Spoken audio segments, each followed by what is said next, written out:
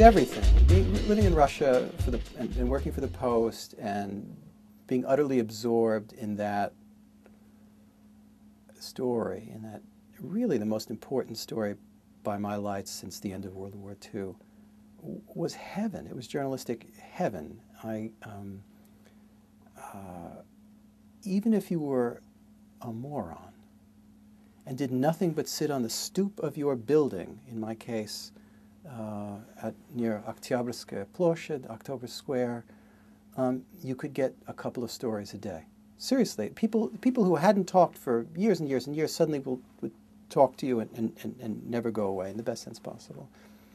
And maybe I was even better than that as a reporter, and got around and went everywhere, and it was heaven. It was really heaven. And so when I hear about reporters covering Iraq, yes, it's the most important story of its time, conceivably, but it ain't heaven. It's horrible. It's unbelievably dangerous, and it's endlessly depressing. This was the opposite. It was uplifting. It was filled with human potential and possibility, most of which have been disappointed or dashed at the moment. But it was, and it shaped me a lot.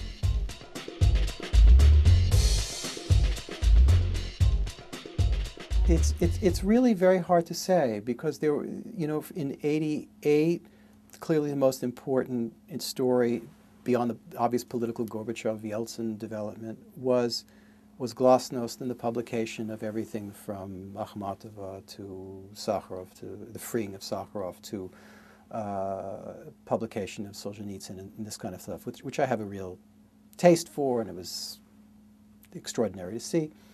And getting to know Sakharov and that circle, and also really getting to know the whole Gorbachev circle. These people were knowable. It was much easier to cover Moscow then than it is to cover Washington today. You don't get to know Bush unless you knew him from the campaign.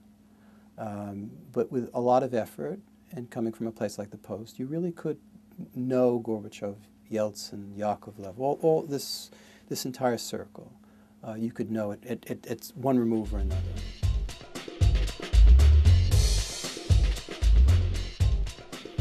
In August 1991, I was scheduled to go home. That was it. Foreign correspondents cycle out.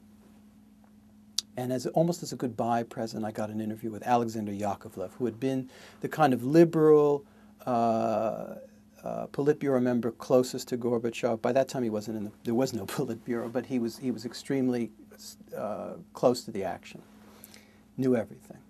And we had a long talk, and this was about August 14th or so. And he said to me, in Russian, of course, he said, David, I don't want to say anything, but it's quite possible that very, very soon in this country there could be a coup led by the KGB and the military and the Communist Party against Gorbachev and his circle. You don't say, says I. And he explained further, rumors, what he intuited, et cetera, et cetera. Fine, fine, fine. I wrote this all down, and it was on the front page of the Washington Post the next day. And I got on an airplane, and I left Moscow, seemingly for good, on August 18th, 1991.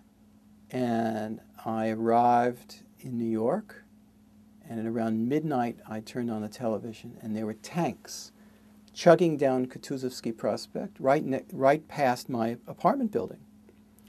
And I thought to myself, this is horrible for Russia, and almost as bad for me. And the next morning in New York and in the East Coast, there was a hurricane, essentially a hurricane, a gigantic storm, knocking down trees and flattening all of Martha's Vineyard. And I thought, there's no way I'm going to be able to get on a plane. No plane's going to leave. And if it does, it's not going to land in Moscow. I got in this car service with a little Hasidic man sitting, I swear to God, on 2 phone books. He drove me to Kennedy Airport. I got on the one plane that left, a Lufthansa flight. I connected in, Frankfurt, got to Moscow after only a day of the coup had not even elapsed. And I was not even jet-lagged. And next came home after Christmas 1991, when the red flag had gone down over the Kremlin and a red, white, and blue one had gone up. So you can't beat dramatic. You can't get a more dramatic story than that.